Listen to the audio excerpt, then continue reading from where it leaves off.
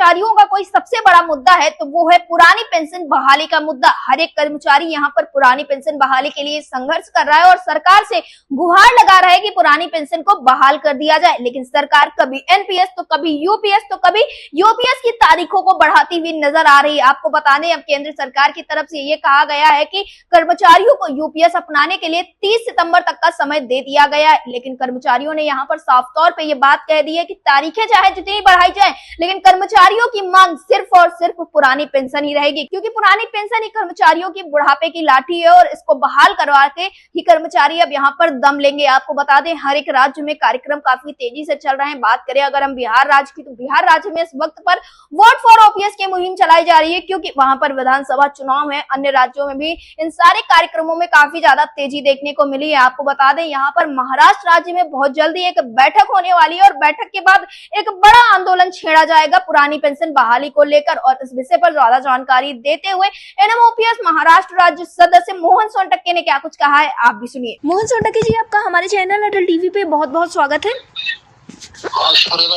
मोहन सोनटक्के जी, जिस तरह से देखने को मिल रहा है कि केंद्र सरकार की तरफ से लगातार यूपीएस को लेकर तारीखें बढ़ाई जा रही हैं, अभी ये कहा जा रहा है कि अब 30 सितंबर तक जो कर्मचारी हैं वो नई पेंशन योजना को अब अपना सकेंगे, यानी कि यूपीएस को। तो क्या इस तरह तारीखें बदलने से जो कर्मचारी हैं उनकी मंशा बदल जाएगी, ये सबसे बड़ा सवाल बना हुआ है। सभी कर्मचारियों को सिर्फ पुरानी पेंशन चाहिए, यूपीएस या एनपीएस उसमें कुछ बदलाव नहीं चाहिए। इसलिए कर्मचारी जो यूपीएस का फॉर्म भर नहीं रहे हैं, इसलिए सरकार लगातार उसकी मुद्दत बढ़ा रही है। सारे कर्मचारी यही चाहते हैं कि उन्हें सिर्फ पुरानी पेंशन लागू की जाए।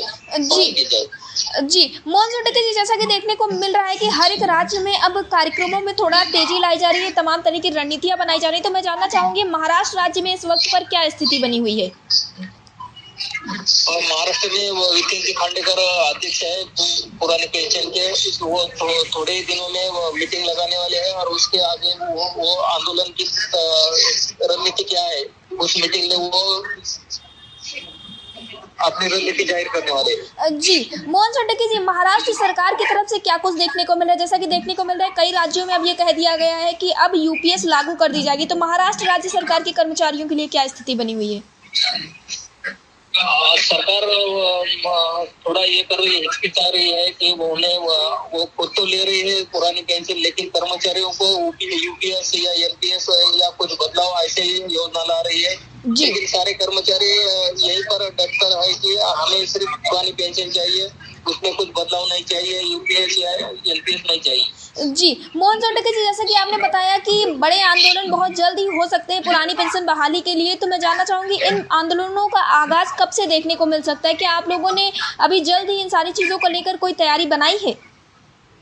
हाँ, जल्द ही हमारे अध्यक्ष श्री विकेंद्र खांडेकर मीटिंग लगाने वाले हैं और उसमें आप आगे की रणनीति आंदोलन करना है क्या हासिल करना है जी जाहिर कर रहे हैं। जी मोहन सोनटक्के जी, अटल टीवी से जुड़ने के लिए धन्यवाद।